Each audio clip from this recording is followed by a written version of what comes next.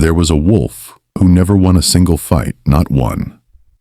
And yet, he was the only reason his entire pack survived the deadliest winter they had ever known. This is not a story about strength.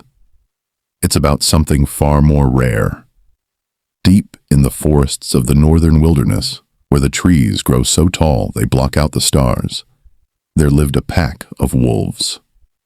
12 in total. Powerful, fast, and feared by everything that shared the woods with them. Everything, that is, except one. His name, if wolves had names, would have meant something like Small Shadow. He was the runt of the pack, smaller than the others by almost a third. His legs were shorter. His howl was quieter. When the pack ran together, he was always last. When they ate together, he got what was left over. The other wolves didn't hate him. That would have required them to notice him more than they did. He was simply invisible to them. Background noise. An afterthought wearing fur. But here's what none of them understood yet. While they were busy being powerful, he was busy paying attention. The strongest wolves in the pack were magnificent. Their leader, a massive gray wolf with a scar across his muzzle, had never lost a confrontation. Not with a rival pack, not with a bear, not with anything. The two wolves just beneath him were almost as impressive. Together, the three of them made decisions for the whole pack, and they made those decisions the same way every time, with force, speed, and confidence that bordered on arrogance. When food was plentiful, this worked perfectly. Strength was enough. Dominance was enough. Reputation was enough. But then came the winter that changed everything. It started earlier than usual and hit harder than anyone expected. The elk herds moved south 2 months ahead of schedule. The rabbits disappeared. The rivers froze solid, in places they had never frozen before. The pack was burning more energy hunting than they were gaining from the little they caught. The strong wolves ran harder, fought harder, pushed deeper into territory they didn't know, and they kept coming back empty. The leader refused to admit the strategy wasn't working, because admitting that would mean admitting that strength had a limit, and that was something he had never once considered.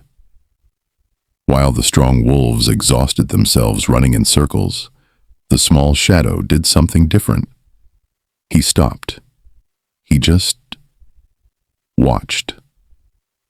For days he sat at the edge of the forest, and he watched the wind. He watched which trees still held heat at night. He watched where the ravens gathered, because ravens always knew something.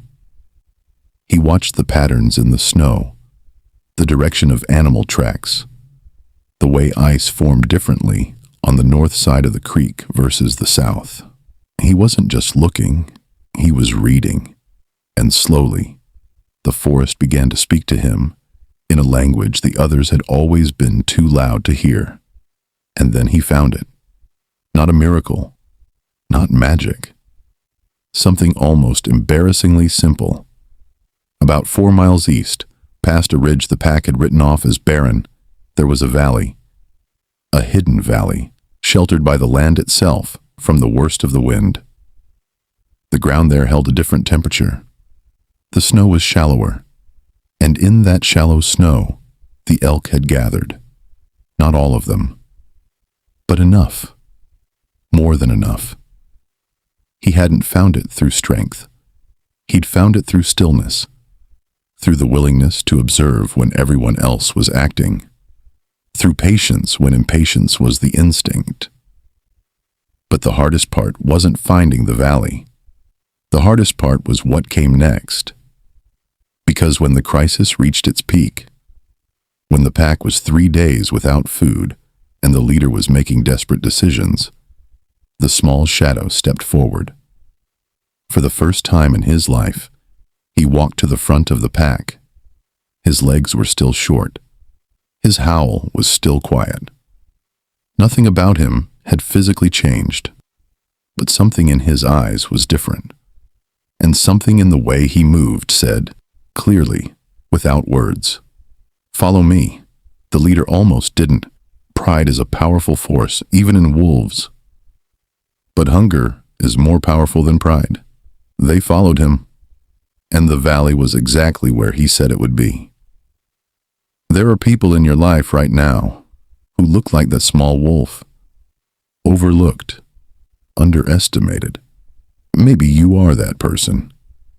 Maybe you've spent years watching people louder and faster and more aggressive than you claim every room you walked into. Maybe you've started to believe that their kind of strength is the only kind that matters. It isn't. The world is full of people who are mistaking noise for wisdom, speed for direction, and dominance for leadership. They burn bright and they burn fast. And when they finally reach a problem that strength alone cannot solve, they don't know what to do. But the people who have learned to be still, the ones who watch when others rush, who listen when others talk, who think when others react, those are the people who find the valley no one else can see. True strength isn't always the loudest thing in the room. Sometimes it's the quietest. Sometimes it's the one who sat in the back, paid attention, and knew exactly where to go when everyone else was lost. The weakest wolf didn't become powerful. He was always powerful. He just had to wait long enough for the world to need what he had. And so do you.